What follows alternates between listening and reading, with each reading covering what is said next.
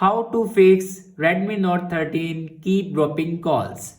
So let's start the video. First of all, reinsert your SIM card. After insert your SIM card, then restart your device. For start your device, press and hold volume up button and power button at the same time like that.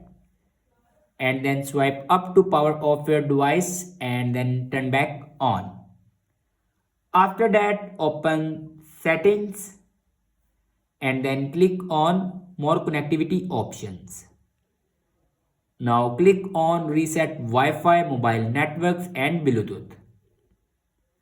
Now here you can reset your network settings. After reset the network settings, then go back and click on about phone and then click on Xiaomi Hyper OS. Now here you can check your software updates. If it doesn't update to latest version, then update it to latest version. After that, your problem will be fixed. I hope this video is helpful for you. Thanks for watching.